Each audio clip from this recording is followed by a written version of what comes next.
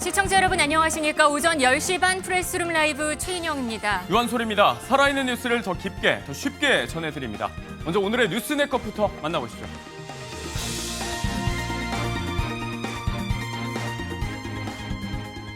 미국이 갈라졌습니다. 대규모 열병식이 치러진 날, 노 킹스, 트럼프 반대 시위도 컸습니다. 이재명 대통령이 G7 회의에 참석하는데 트럼프 대통령과의 만남 여부에 관심이 쏠립니다. 오늘 새벽 김민석 국무총리 후보자가 SNS 글을 올렸습니다. 인사청문회를 앞두고 금전거래, 아빠 찬스, 학위 등 이딴 의혹에 적극 해명에 나섰습니다. 조금 전 윤석열 전 대통령은 내란 관련 재판에 출석했습니다. 3대 특검 임명 후 첫 재판인데 자신과 김건희 여사 의혹을 정조준하는 특검 관련 기자 질문에는 아무 말도 안 했습니다. 지독하게 잘한다. 맹활약 중인 이수지 씨를 두고들 하는 말이죠. 이번엔 프로야구 두산의 홈 경기에 시구자로 나섰습니다. 팀은 이겼을까요? 연예계 소식으로 준비했습니다. 정치권 소식부터 짚어보도록 하겠습니다. 프레스룸 라이브 지금 시작합니다. 이재명 대통령은 G7 정상회의에 초청받아 참석하기로 했습니다.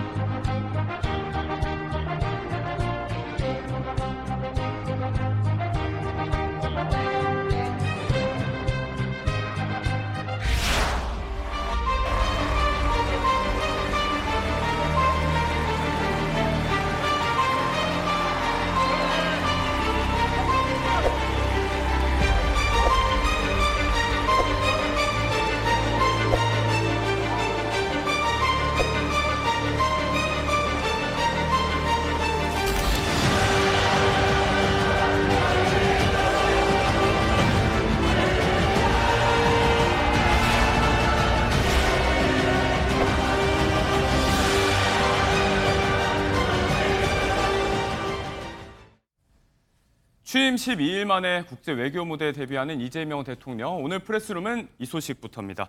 관련해서 서재현 더불어민주당 국민소통위 부위원장, 이준우 국민의힘 대변인 두 분과 이야기 나눠보겠습니다. 어서 오세요. 안녕하세요. 안녕하십니까. 네, 이재명 대통령이 이제 오늘부터죠. 1박 3일 일정으로 G7 참석자 캐나다로 출국을 합니다. 이번 행보에는 이제 김혜경 여사도 동행을 한다고 알려져 있어요. 부위원장님.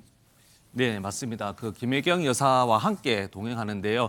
지난주 이제 자녀 결혼식도 했었지 않습니까? 네, 그런 그 사적인 여러 가지 일정을 뒤로 하고 이제 공적인 마인드로 해서 그 한 1박 3일인데요. 짧지만 어떻게 보면 외교 같은 경우는 또 배우자의 역할이 굉장히 중요하지 않습니까? 네. 그래서 뒤에서 앞에서는 이제 이재명 대통령께서 모든 일정이라든지 조율 그리고 회의까지 진행하겠지만 그 뒤에서 좀 부드러운 그리고 놓치고 있는 것들을 배우자께서 충분히 이제는 외교가 사실은 연습이 아니고 실전이기 때문에 예. 그 과정이나 결과도 좀 만족할 만한 그런 과정 결과 다 이루어질 것으로 저도 믿고 있습니다. 앞선 정권들에 비해서 이제 취임 후에 국제 무대에 데뷔하게 된 시점 자체가 이례적으로 이른 상황이긴 한데 일단은 이번 출국에서는요. 트럼프 미국 대통령과 또 이시바 일본 총리가 참석을 하는데 G7에 상견례 형식으로라도 첫 대면이 이루어질지 이 부분이 관심사입니다. 대통령실에서는 이제 논의가 공식적인 발표는 아니지만 구체적으로 좀 진전이 되고 있다. 이 정도까지는 이야기를 했거든요.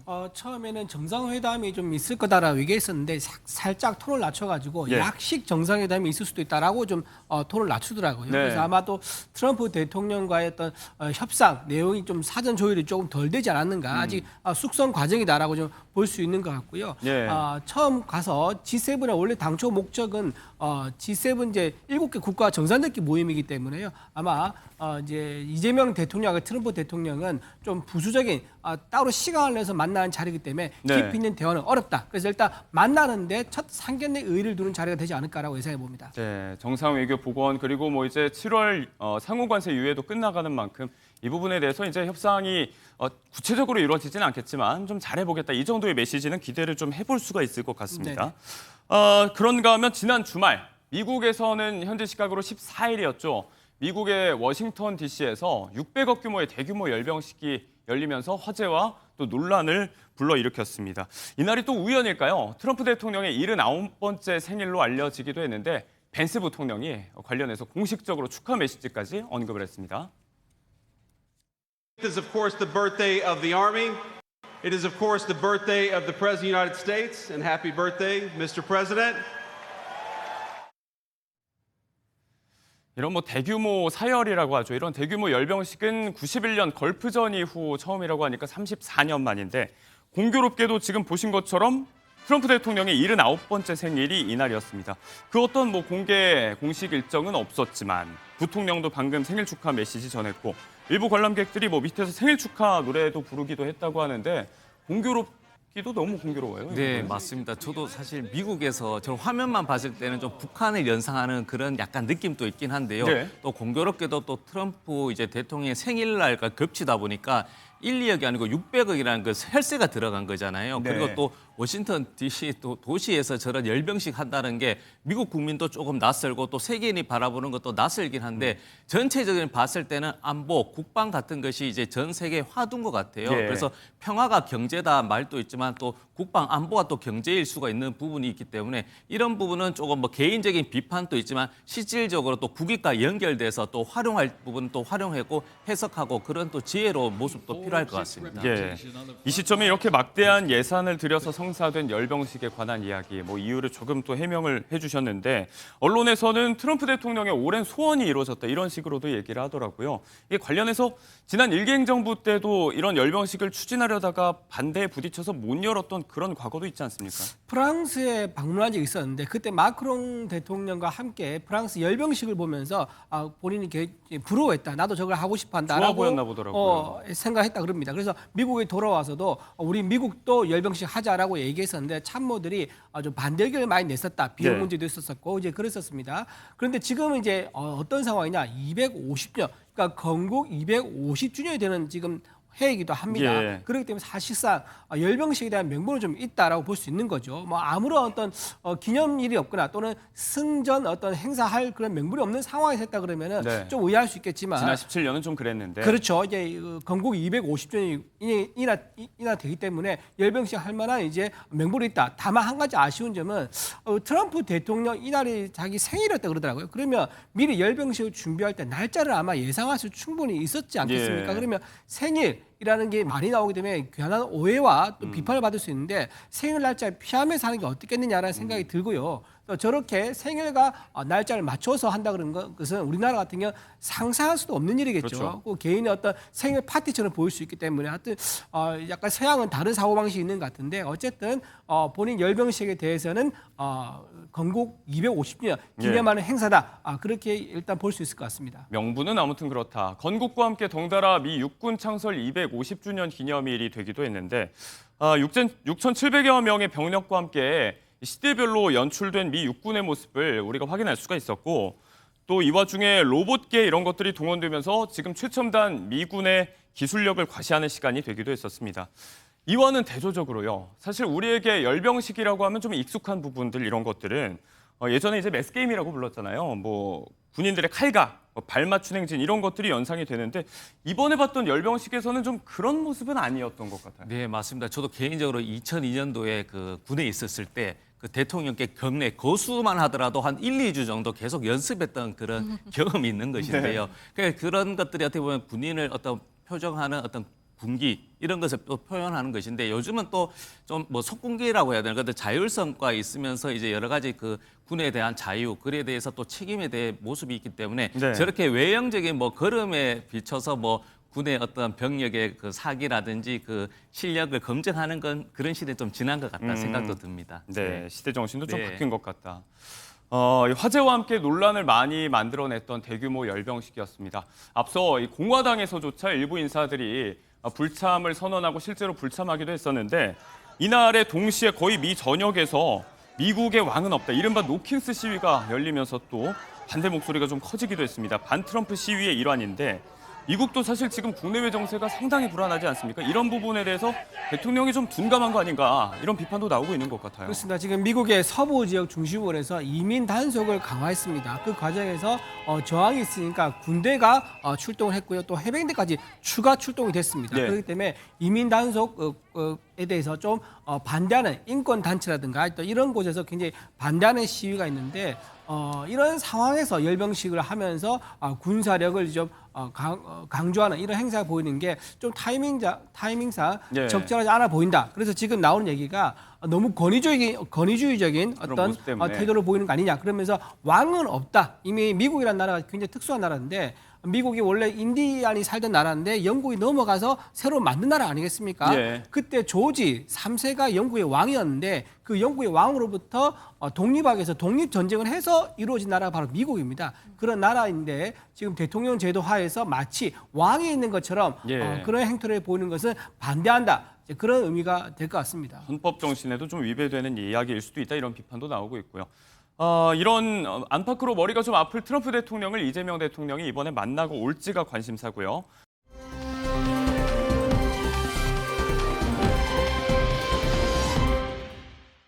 한편 이재명 대통령은 이번 캐나다 출국을 앞두고 지난 주말에 조금 전에 부위원장님께서 말씀하신 가족의 대소사를 치렀습니다. 아들의 비공개 결혼식이 있었는데 이 결혼식 장소가요. 가수 현아 씨가 결혼식을 치렀던 곳으로도 알려진 아주 야외 결혼식의 인기 명소 중에 한 곳이라고 합니다.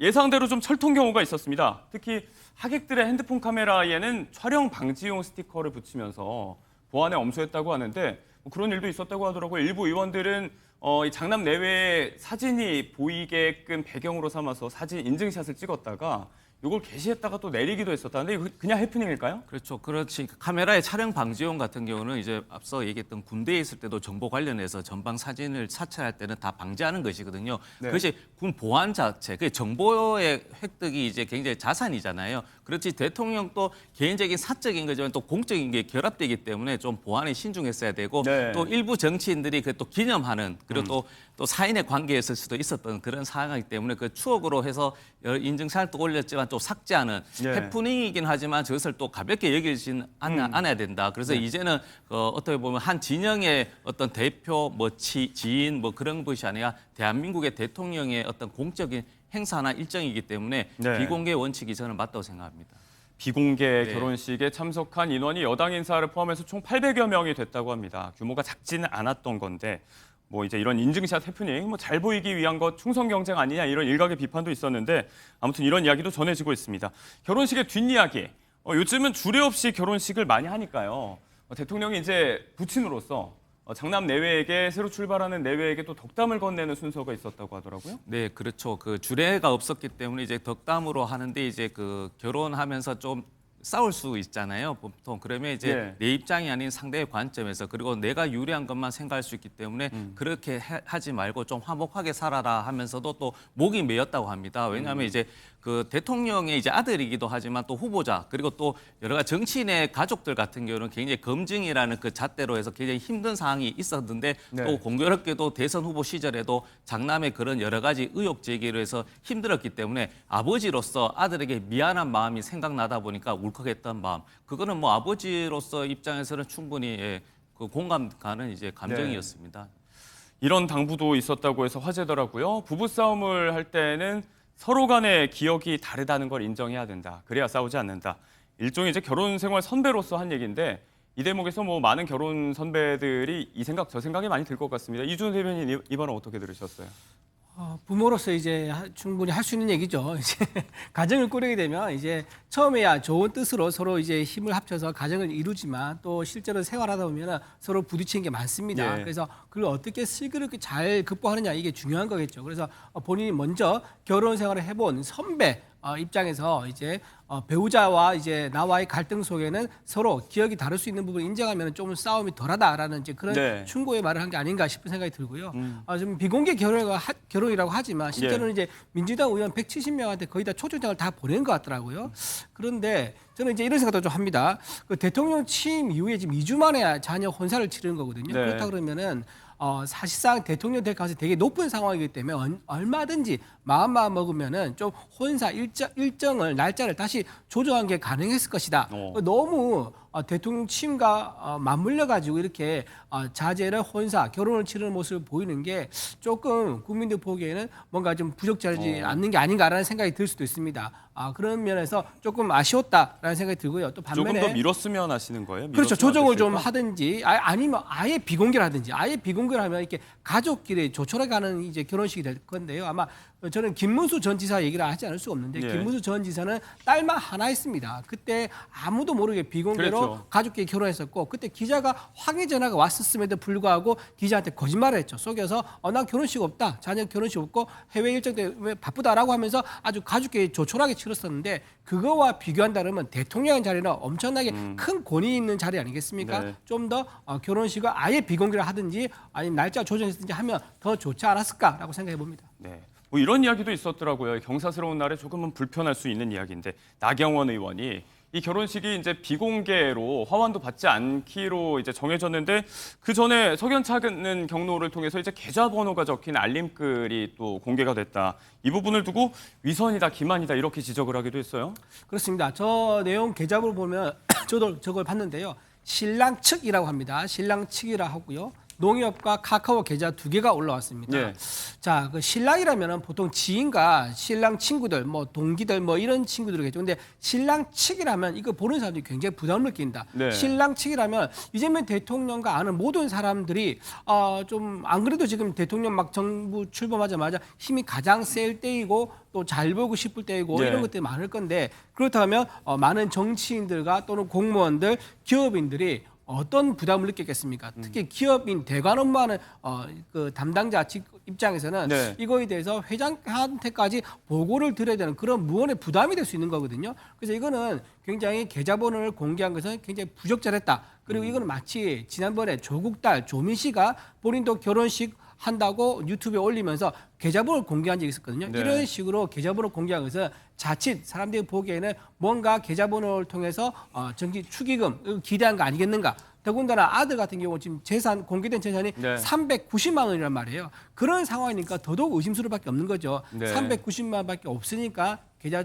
결혼 축의금을 받아가지고 좀 재산을 좀 어떻게 좀 만들어 보려 하는 그런 의도로 오해를 할 수 있기 때문에 좀 계좌번호 공개는 굉장히 부적절하다, 위선적인 모습이다라고 좀 보실 것 같습니다. 생각보다 좀 길게 말씀을 하셔서 소재원 비원장님께 좀 하실 네, 말씀. 그러니까 기회를 좀 이재명 드리겠습니다. 대통령께서 목이 메인 거예요. 그 아들 이렇게 결혼식 때를 정쟁으로 하다 보니까 비상계엄 이전에 예식장이라든지 사회, 축가들 다 조율하지 않습니까? 예. 그 비상계엄 이 일이 나기 이후에 했다면 그게 문제제기 할 수 있죠. 그 저런 문제는 정쟁이다. 그리고 나경원 의원께서 하신 것도 그 신랑 측에서 여러 가지 지인에게 했던 것이 계좌가 오픈된 거잖아요. 네. 그러니까 이재명 대통령이 한 것이 아니지 않습니까? 그러면 나경원 의원께서 물론 대표의 생각이 있기 때문에 여러 정쟁을 할 수 있겠지만 정말로 나경원 의원이 대한민국 국회의원이라면 정말로 이렇게 대통령을 축하한다. 왜 나를 초대하지 않아 아쉽다. 네. 그렇지만 우리가 공격한 부분은 있지만 아들로서 결혼하기 때문에 다음에 만나면 축의금뿐만 아니라 마음을 담아서 그래 표현하겠다 정도 했었으면 백정 국회의원이었을 거다. 그런 생각도 합니다. 네, 두 분께서 이런저런 말씀 주고받으셨는데 다만 말씀 중에 이제 그 계좌번호 적어서 내보내는 부분들은 요즘 뭐 거의 트렌드라고 하더라고요. 다만 이제 이게 석연찮은 경로로 유출된 그 부분에 대해서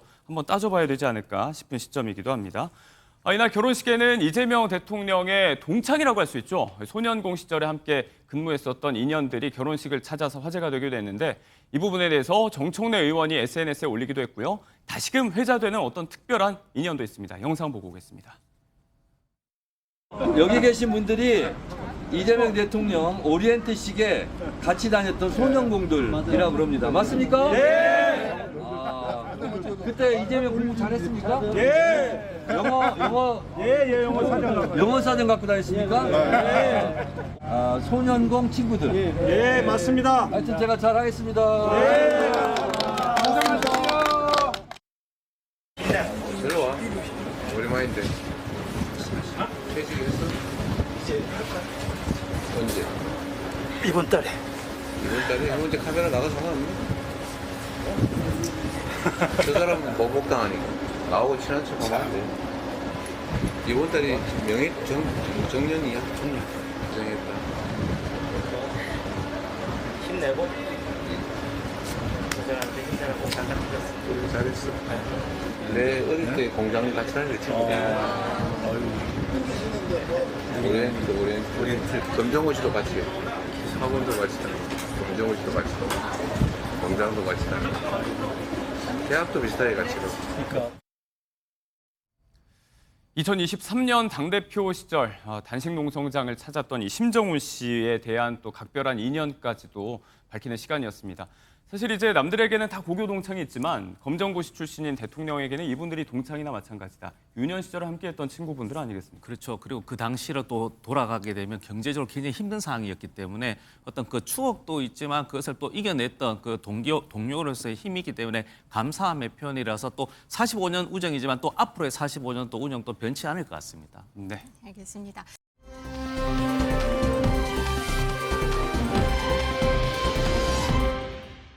이번엔 김민석 국무총리 후보자 이야기인데요.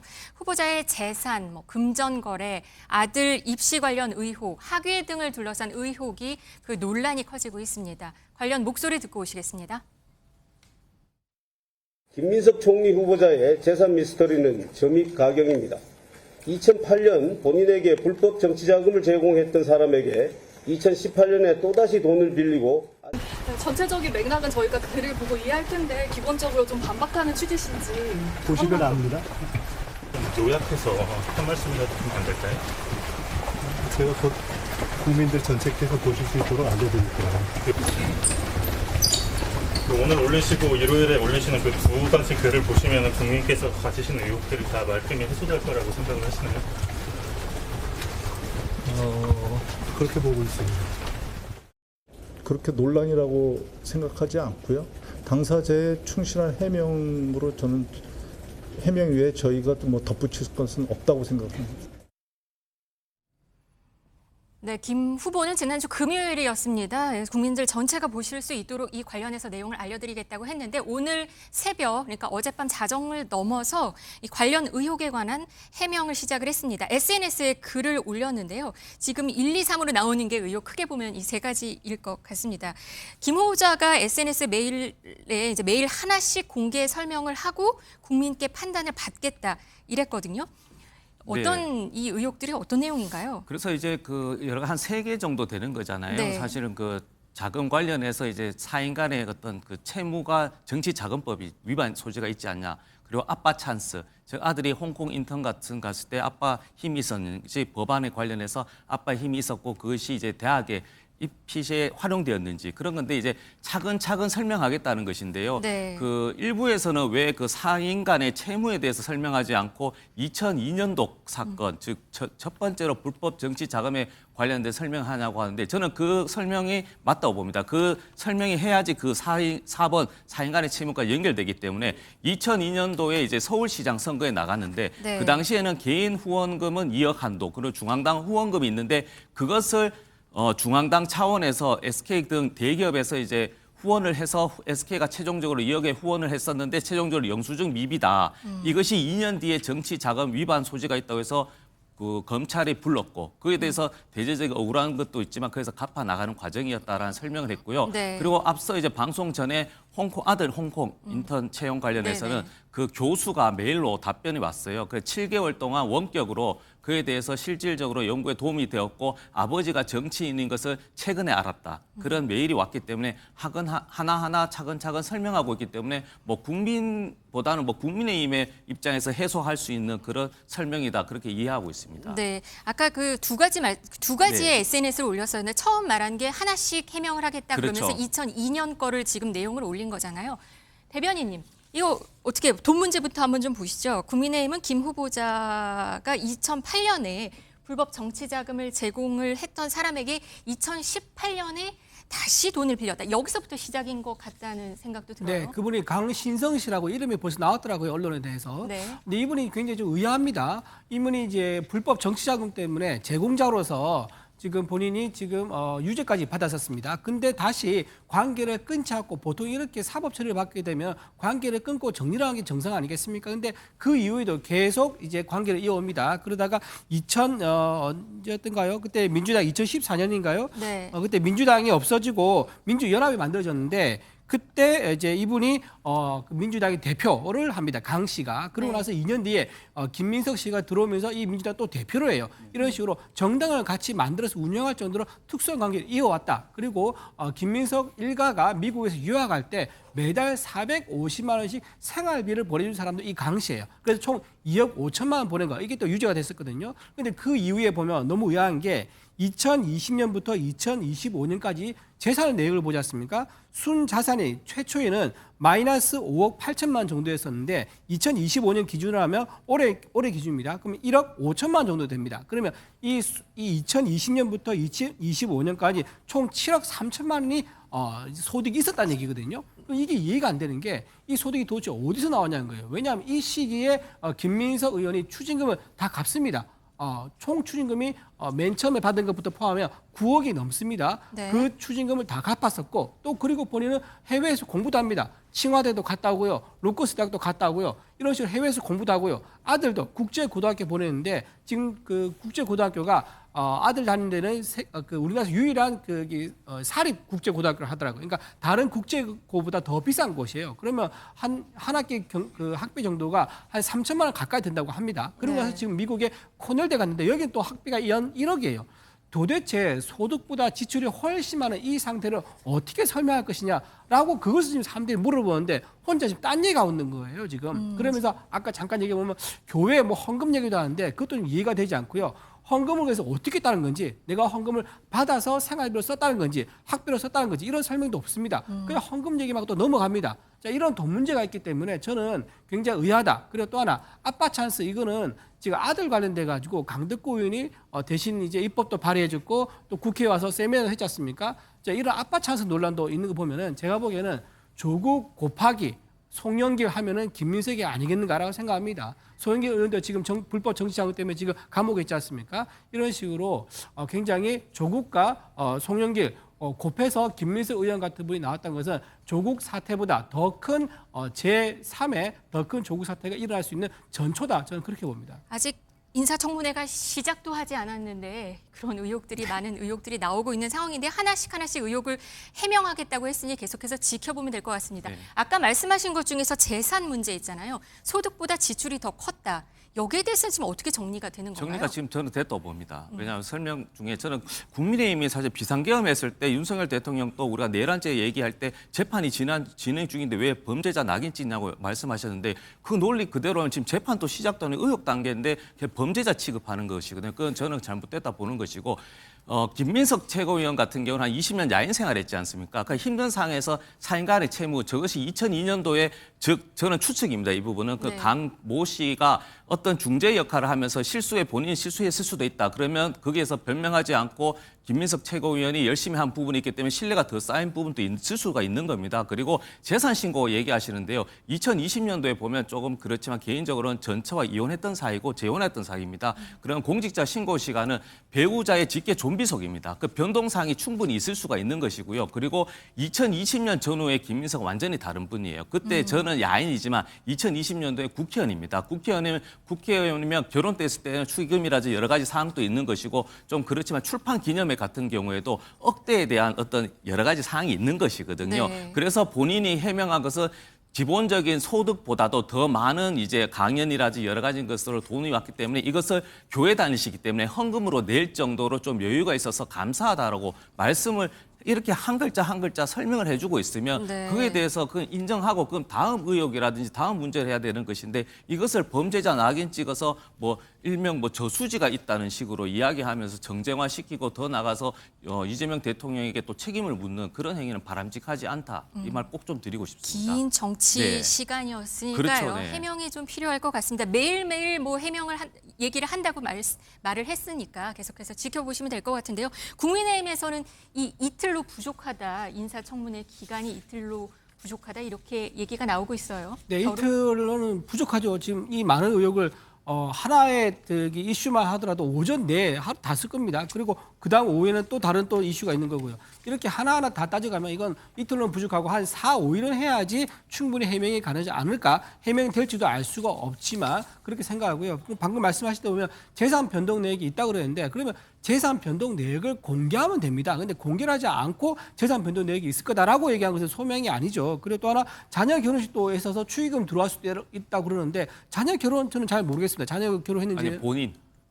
네. 네. 본인이 결혼식 축의금 들어와서 네. 그러면 증명하면 되죠. 본인이 축의금 얼마 받았는데 그 중에서 어떻게 썼다 해명하면 되죠. 그리고 또 하나 뭐 출판 기념했다 그러는데 저는 출판 기념 안 한 걸로 알고 있거든요. 출판 기념에 제가 추측 말씀드리자 추측. 그런 여러 가지 네. 사항이 네. 있다라는 자, 것이다. 그렇죠. 그런 식으로 지금 하나에 대해서 결혼식에서 축의금 들었다. 그건 설명이 가능한 부분 같은데 그러면 얼마 들어와서 그걸 어떻게 상환했다, 뭐 추징금을 냈다 이런 부분은 반드시 설명이 필요하다는 생각 들고요. 또 하나 배우자도 지금 경제 활동을 하는 걸로 좀 알고 있습니다. 소득세 낸 적이 있더라고요. 그러면 배우자의 소득이 얼마인다 이거 같이 나와야 돼요. 왜냐하면 이게 지금 배우자 경제 공동체거든요. 그렇기 때문에 이렇게 당사자에 대한 어떤 그 소득과 지출이 밸런스가 맞지 않은 굉장히 큰 격차가 있다 그러면 배우자가 거기에 혹시 어떤 수단으로 쓰였을 수도 있기 때문에 배우자의 소득이라든가 직업이라든가 소득과 지출 이런 것도 같이 설명을 해야지 김민석 후보가 오해를 받지 않을 것이다. 그 부분도 함께 말씀드립니다.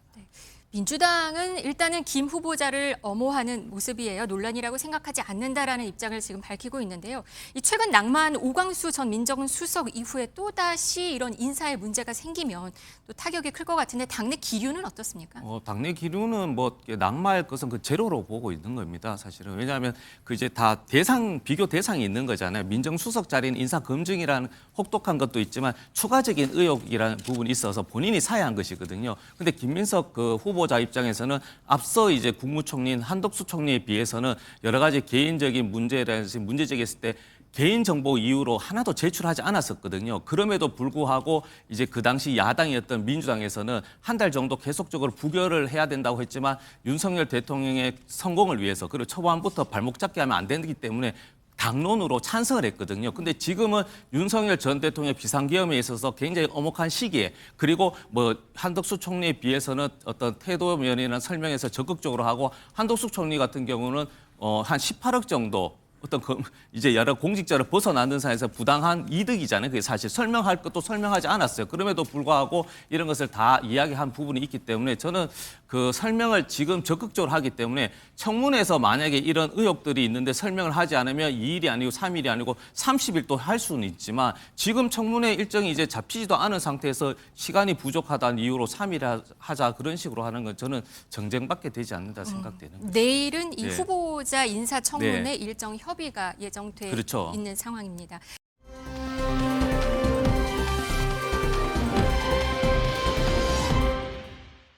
네, 그런가 하면 오늘 오전에는 윤 전 대통령이 내란 혐의 7차 공판에 출석을 했습니다. 3대 특검 임명 이후에 처음인데요. 어떤 모습이었는지 보고 오시겠습니다. 특검 임명 어떻게 보시는지 궁금합니다. 특검에서 소환 조사 요구하면 응하실 건가요? 후보령 문건 작성 전에 공전장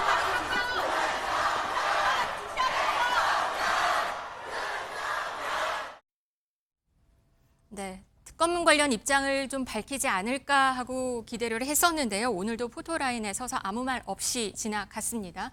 대변인님, 어떻게 보셨습니까? 그 윤석열 전 대통령은 이제 본인 형사재판에 집중하는 모습 보이는 게 그게 맞다고 생각을 갖습니다. 국민 여론도 다수가 형사재판, 본인 재판에 집중하는 모습 보여달라는 기대감인 거고요. 지난번에 왜 선거 대선 기간 도중에 영화 보러 갔었지 않습니까? 그런 대외 홍보 활동한 게 결국은 국민의힘 어떤 선거에 좀 도움이 되지 않았다라는 평가가 많이 나오고 있는 상황이거든요. 그래서 일체 본인 재판 관련 이외의 행동은 아마 행보는 보이지 않을 거다. 저는 그렇게 봅니다. 네, 김건희 여사는 기존에 지금 화면 나가듯이 기존에 불출석 입장이었는데 좀 선회했다 이런 얘기가 들려지고 있거든요.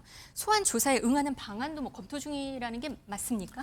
글쎄요, 지금 소환 조사에 응할지 아니면 서면으로 응할지 등등은 지금 알 수가 없는데 지난번에 문재인 전 대통령의 어떤 그 조사와 견주어서 형평성 차이가 안 나도록 하는 부분을 서로 검찰도 그렇고 지금 대통령 부부도 그렇고 아마 그렇게 생각하고 있을 겁니다. 결국 문재인 전 대통령은 사위 채용 청탁, 그러니까 이상직 의원한테 자리를 공공기관장 자리를 주면서 사위 채용을 이제 시켜줬던 이제 그 부분에 대한 사건에 대해서도 한 번도 소환에 응하지 않았고 서면 답변도 하지 않았었거든요. 네. 그런 상황에 견주어 본다면 김건희 여사가 나는 특검이 부른다면 가겠다 또는 이제 서면도 할 수 있다 뭐 이런 얘기가 아마 나오고 있는 것 같은데 그렇다 그러면 지난번보다 상당히 좀 다른 모습을 보임으로 인해서 좀 우호적인 여론, 그러니까 수사에 협조하는 모습을 보여서 우호적인 여론을 생각한, 의식한 그런 행보가 아니겠는가 생각이 의식한 그런 예. 행동일 것 같다라고 보시는 그렇게 거군요. 생각합니다. 그런데 윤 전 대통령은 지금 계속해서 경찰 소환에는 지금 불응을 하고 있는데 또 편한 모습들이 포착이 돼서 사람들이 또 관심이다, 또 화제입니다.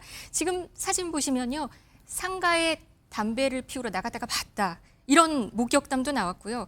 근처에서 아르바이트를 하고 있다는 이 해당 글쓴이는 출석에 응하지도 않고 좀 괘씸하다라고 덧붙이기도 했는데요.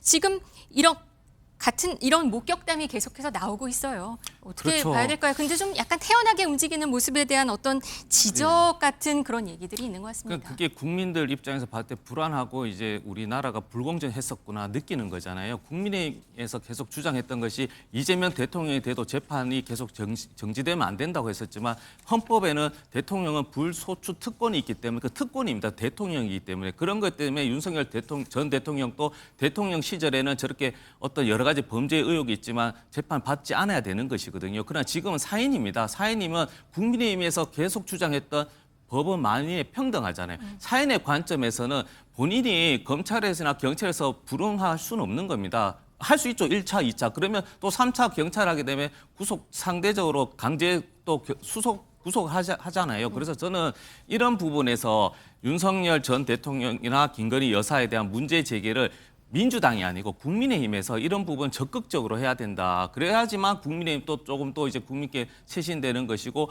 법 앞에 만인은 평등하다라는 그런 주장이 설득력이 있는 겁니다. 국민의힘이 먼저 말을 해야 된다. 그렇죠. 국민의힘이 해야죠. 저는 방금 저 보면 거리에 활보한다 이렇게 이제 표현하는 거는 좀 맞지 않다고 생각해요. 왜냐하면 문재인 전 대통령 보십시오. 그렇게 검찰, 경찰에서 소환 요구했는데 한 번도 안 나갔었습니다. 그리고 평상 책방에도 앉았었어요. 그러면 어떻게 얘기할 겁니까? 문재인 전 대통령 위풍당당 평상 책방 카운터에 앉아 있어. 이렇게 얘기할 거예요? 근데 저렇게 그냥 걷는 모습을 활보한다? 그런 표현은 좀 적절하지 않다. 활보란 것은 큰 걸음으로 위풍당당하게 걷는 모습을 말하는데 그냥 걷는 거지 않습니까? 저거를 활보라고 하면서 무슨 범죄에 확정된 사람이 거리에서 위험 어떤 리스크를 안고 돌아다니고 있다. 이런 식으로 각인을 시켜서 얘기한 건 좀 적절하지 않다라고 생각하고 네. 전 문재인 대통령과 동등하게 공정하게 하는 것이 맞겠다고 생각합니다.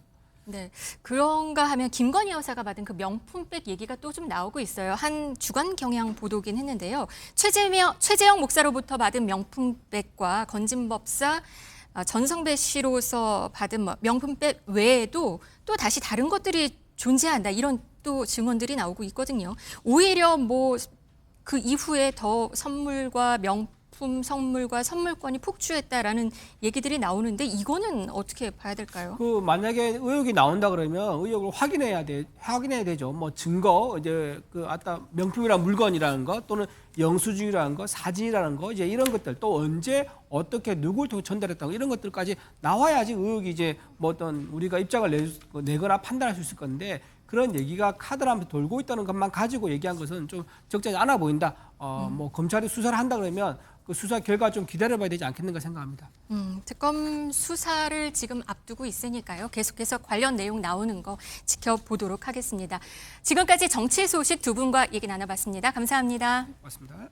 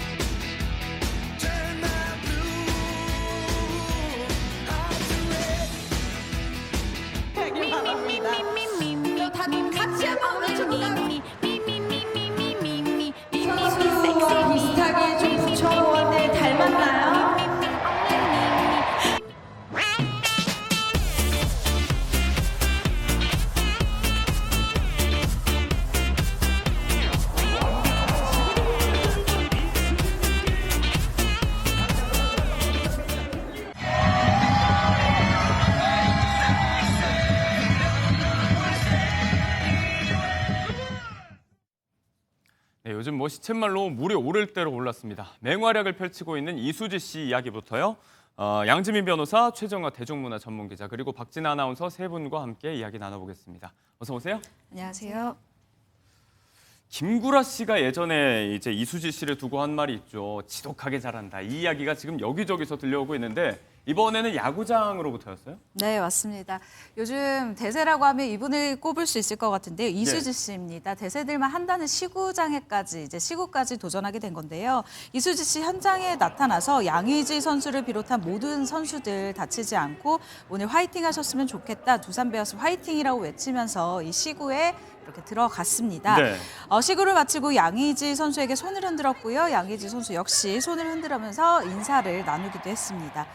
지금 이 꾸미고 온 모습을 보면요. 네네네. 아주 귀여운 이 뽀글머리를 하고 왔고요. 네. 유니폼을 또 앞으로 살짝 묶어서 배꼽티를 만들었어요. 이게 이제 아이돌 멤버들이 시구할 때 저런 룩을 많이 선보이잖아요. 네, 맞습니다. 사실 이수지 씨 노출을 과감하게 하긴 했지만 이 살짝 나온 뱃살이 저는 개인적으로 아주 인간적이다. 예, 아주 귀엽다라는 생각도 네. 들고요. 특히 이수지 씨 시구 직후에 치어리더들과 함께 점프를 하면서 이 무대를 아주 장악하는 모습을 보여줬는데요. 네. 머리카락이 하늘로 치솟는 순간 이 카메라에 그대로 당기기도 해서 팬들을 아주 즐겁게 만들어주기도 했습니다. 네. 관중석을 향해서 적극적으로 소통하는 모습, 이렇게 머리카락으로 솟구친 이 모습까지 아주 이 관중의 마음을 들었다 놨다 하는 모습까지 확인할 수 있었죠. 뭐 치어리더로 영입해야 된다 이런 말까지 나오고 있더라고요.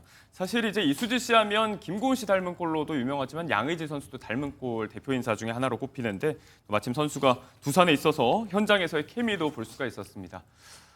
이렇게 많은 연예인이 이수지 씨처럼 시구자로 나서면서 화제를 많이 만들어 오고 있는데 사실 우리에게 그 시구 스타라고 하면 대표적으로 떠오르는 인물들이 몇 분 계시잖아요. 네, 맞습니다. 저는 일단 시구라고 하면은 이 클라라 씨가 가장 먼저 떠오르는데요. 예. 아마도 시구의 이 분위기를 적극적으로 바꾼 인물이 아닌가라는 생각이 들어요. 다리 라인이 드러나는 의상을 통해서 이 섹시미로 어떻게 보면 이 자신의 인지도도 한 번에 그냥 거의 뭐 100배 이상 일으켰다라는 저는 생각이 드는데요. 2011년도 당시의 영상이 지금 나오고 예. 있습니다. 시구의 원조라고 볼 수 있고요. 전종서 씨가 또 저는 최근에 또 떠오르는데 맞아요. 지난해 3월 17일이었습니다. 미국 LA 다저스와 키움 히어로즈의 고척 스카이돔 서울 시리즈의 시구자로 나서서 이 모습 역시도 굉장히 인기를 끌었습니다. 사실 좀 다른 점이라고 하면 전종서 씨의 이번 시구 같은 경우에는 미국, 중국, 일본 등 해외 매체들이 보도할 만큼 이슈가 됐다라는 거고요. 네. 정석 시구를 또 우리가 따져보지 않을 수 없습니다. 정석 시구. 배우 홍수아 씨인데요. 홍수아 씨는 글쎄요, 이게 비교의 말은 절대 아닙니다. 어떻게 보면은 외적인 부분, 내가 예쁘게 사진을 잡혀야 되겠다라는 것보다는 내가 시구를 진짜 열심히 해야 되겠다라는 모습이 보여지는 이런 시구였어요. 네. 2005년도였는데요. 두산 베어스와 삼성 라이온즈 경기에 앞서서 마운드에 올랐습니다. 프로 선수 뺨치는 이 모습으로 당시 네티즌들이 어떻게 호감에 이 표시를 했냐면요. 네. 메이저리그 투수 페드로 마르티네즈의 이름을 따서 홍드로. 맞아요. 네, 정말 이렇게 열심히 시구를 하는 모습 덕분에 홍드로라는 애칭까지 생기기도 했습니다. 당시의 모습이죠. 워낙에 호응이 좋아서 또 시구자로 한 번 더 마운드 위에 서기도 했었습니다. 올해도 야구가 정말 많은 흥행몰이를 하고 있고 스타들뿐만 아니고 다방면의 인사들이 시구자로 나서면서 화제를 만들고 있는데 이런 부분들에 대해서 목소리도 조금은 엇갈리기도 한다면서요? 그렇습니다. 프로야구가 인기를 끄는 만큼 시구는 좋은 홍보 수단이 될 수 있겠는데요. 하지만 단순히 홍보 목적만으로 쓰인다면 시구 자체에 대한 반감 또는 피로감이 커질 수밖에 없을 겁니다. 지난달에 부산에서 위너의 이승훈 씨가 시구를 한 적이 있었는데요. 네. 이 시구장에서 자신의 신곡 딱 내 스타일이야에 맞춰서 안무를 18초 정도 선보였습니다. 이에 관중들은 분위기를 띄워서 참 좋았다라는 반응을 보이기도 했지만요. 아무리 홍보하러 시구를 나온다지만 진정성이 너무 없다 이런 의견도 존재를 했습니다. 아무래도 같은 무대라고 하더라도 스포츠를 사랑하는 사람들이 모인 그 자리에서의 펼치는 무대잖아요. 야구에 대한 진정성이 관중들은 더욱더 느끼고 싶어하는 것 같습니다. 태도나 참여 방식 이런 적절한 조율이 필요해 보입니다. 야구 팬들 입장에서는 좀 불편한 지점도 있을 수도 있을 것 같고 이런 부분들 사이에서 중심을 잘 잡으면 더 멋진 그림이 나오지 않을까라고 생각을 해보겠습니다.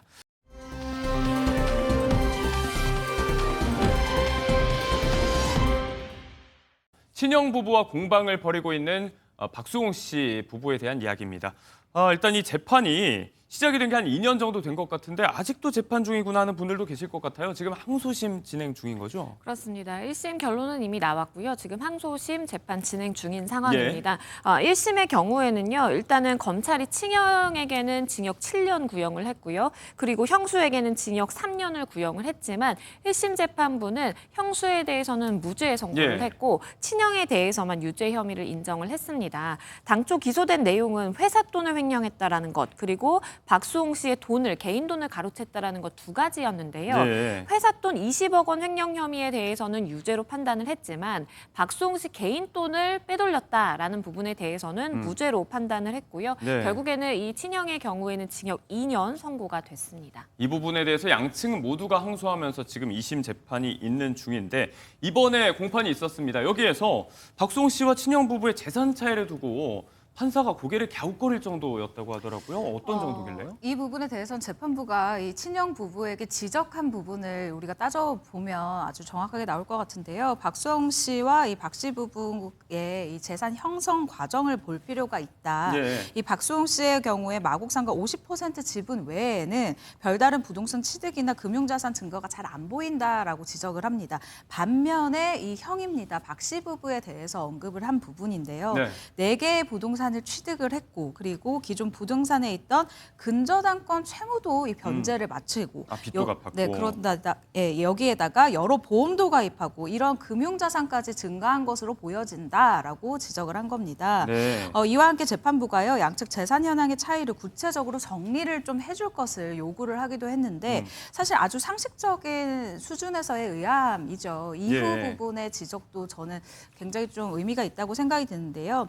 주 수입원이 사실상 거의 박수홍 씨의 이 연예활동 수입이었음에도 불구하고 해당 수익을 바탕으로 양측의 재산 형성 정도가 차이가 너무 많이 난다라는 겁니다. 그리고 이 박수홍 씨의 개인 계좌를 친형이 맡아서 한 것에 대해 이 목적이 합당한 관리였었는지 볼 수 있는지 이렇게 볼 수 있는지를 좀 의견을 구한다라고 이야기를 하기도 했습니다. 이런 부분에 대해서 이제 재판부가 소명을 하라고 요구를 한 건데 공판이 계속 진행이 될 거니까요. 2심도 한번 결과를 지켜보도록 하고요. 늘 하는 얘기가 이게 다른 사람도 아니고 가족이라서 마음이 더 참담할 수밖에 없다는 얘기인데 박수홍 씨의 어떤 울분 섞인 고백이 전해지면서 많은 분들이 또 많이 안타까워하고 있어요. 박수홍 씨 같은 경우에는 이번 재판에 굉장히 적극적으로 증인으로 나서고 있어요. 그만큼 자신의 이야기를 내가 가장 잘 전달을 하겠다라는 의지로 보여지는데요. 가까운 이에게 믿음을 주고 또 선의를 베풀었다가 피해자가 된 자각이 같은 분들에게 희망이 될 수 있는 재판 결과를 바란다라고 심정을 정했고요. 사실 이어진 고백 앵커님이 지적해 주신 대로 굉장히 참담했습니다. 전세 보증금을 마련할 돈이 없어서 보험까지 해지를 한 것으로 이제 알고 있어요. 실제로 이 부분을 언급하면서 통장에 남은 돈이 3,380만 원 뿐이었다. 정말 세상을 떠나고 싶을 정도로 참혹했다라고 당시의 상황에 대해서 언급한 바가 있습니다. 세상을 떠나고 싶을 정도로 참혹했다. 그 심정에 대해서 많은 분들이 안타까움에 공감을 좀 해주셨고요. 하지만 이 박수홍 씨 재판과는 별개로 개인에게는 요즘 좋은 일이 많았잖아요. 새 가족의 근황도 좀 전해주시죠, 박재나 아나운서. 네, 그렇습니다. 박수홍 씨는 가족과 행복한 나날을 보내는 모습을 SNS에 공개하고 있는데요. 아내 김다혜 씨 그리고 예쁜 딸 제이까지 단란한 세 식구의 모습이 참 보기 좋습니다. 특히 다혜 씨는 아이를 가졌을 때 90kg까지 몸무게가 쪘었는데 지금 30kg 감량을 했고 또 임신 전에 몸무게로 되돌아가려고 노력 중이라고 하는데요. 대단하시네요. 엄마로서 건강히 몸을 챙기는 모습까지 참 보기 좋았습니다. 그리고 이런 단란한 가정을 이루면서도 마음 따뜻한 선행의 모습도 놓치지 않는 모습이었습니다. 다혜 씨는 2년 전에 시작한 기부 참여 활동을 여전히 이어오고 있음을 전했는데요. 꾸준히 기부하는 게 쉽진 않지만 이렇게 잘 전달돼서 기사를 통해서 지원이 잘 됐다는 기사를 보면 그만두지 않고 해오길 참 잘했다라는 생각이 든다고 전했습니다. 다른 이들의 행복도 함께 챙기는 그런 마음 따뜻한 모습이 참 보기 좋은 것 같습니다. 사랑스러운 딸의 다혜 씨는 건강도 되찾아가는 와중이고 그 와중에 좋은 일까지요. 이 가정에 재판도 잘 끝나고 행복과 또 많은 복이 깃들길 많이들 바라고 계십니다.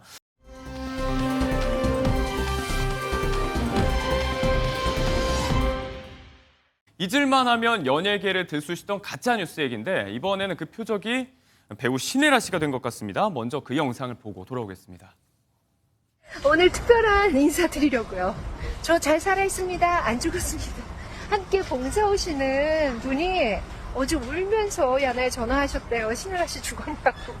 안 죽었어요. 왜 그런 말도 안 되는 그런 뉴스를 올리시나요? 왜 그러세요? 도대체 저뿐만이 아니에요.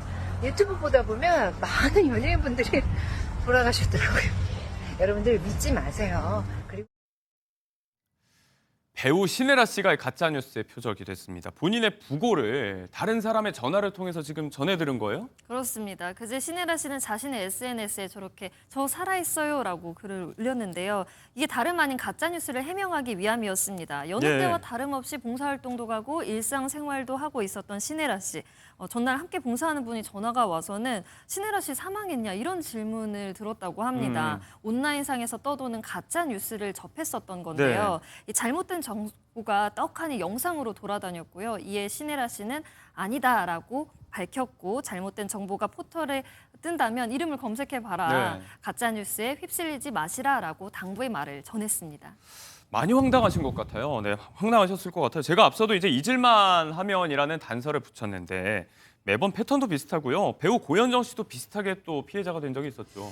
지난 3일입니다. 이 배우 고현정 씨가 자신의 사망설에 대해서 직접 언급을 했는데요. 지난해 12월에 드라마 남이브 이 제작 발표를 2시간 앞두고 급작스럽게 이 행사에 참여를 하지 못했어요. 근데 그 이유가 응급실에 급하게 갔어야 했고 이전부터 건강이 원래 좋지 않았었습니다. 현장에서도 이 촬영이 정말 정신력으로 버텨나가야 될 만큼 굉장히 힘든 순간들이 있었는데요. 실제로 그래서 올해 초에는 큰 수술을 또 하기도 했었어요. 그런데 사이버레카가 참 나쁜 게 이 약한 지점을 건드려서 사망설을 퍼뜨렸다라는 겁니다.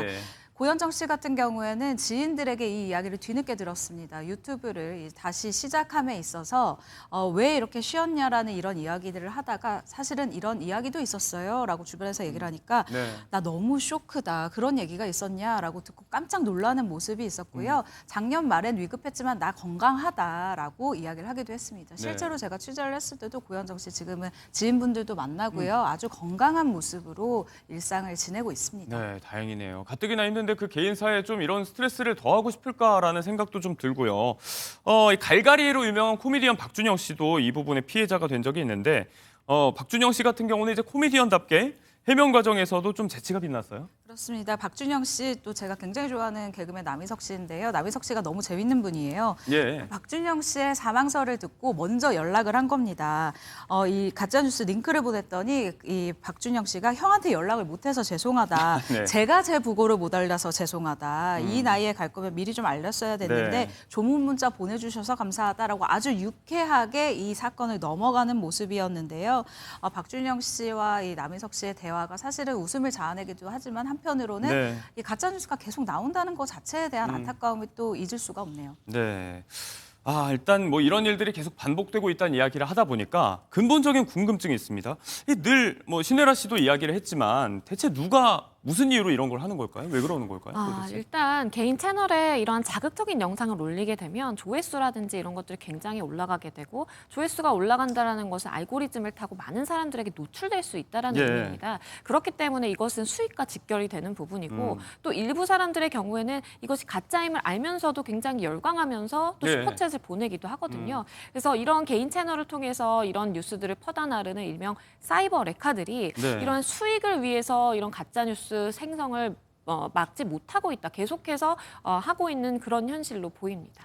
악순환이 되고 있다는 얘기인데 그렇다면 이게 좀 근절을 하긴 해야 되잖아요. 여기에 따른 처벌 수위도 궁금하기도 하고 법적 제재도 그렇지만 근본적으로 좀 이 부분을 근절했으면 좋겠으니까 돈 때문이라고 하셨어요. 아예 이런 수입들을 좀 차단한다든지 이런 구조적인 해결책은 없는 걸까요? 일단 이 플랫폼 입장에서도 이런 수익 창출이 되면 일부 이 플랫폼과 그리고 유튜버가 나누게 되는 구조이다 보니까 쉽게 강하게 제재를 하지는 못하고 있는 상황입니다. 그렇기 때문에 자체적으로 이렇게 할 수 없다라고 한다면 방심이라든지 어떤 제재 기간이 들어가서 제재할 필요성이 있어 보이고요. 일반적으로 이렇게 비방의 목적을 가지고 허위 사실을 유포하게 되면 우리가 일명 사이버 명예훼손죄라고 하죠. 정보통신망법 위반으로 7년 이하의 징역까지 처해질 수 있기 때문에 주의하셔야 됩니다. 미디어 접근성이 점차 좋아지고요. 점점 더 좋아지고 있고 여기에 대한 부작용도 있지만요. 글쎄요. 이 부분에 대해서 자정작용을 기대하기에는 이제는 폐해가 너무 커진 게 아닌가 싶은 생각이 드는 요즘입니다. 네, 연예계에 또 한 차례 불거진 가짜뉴스 이야기까지 해봤습니다.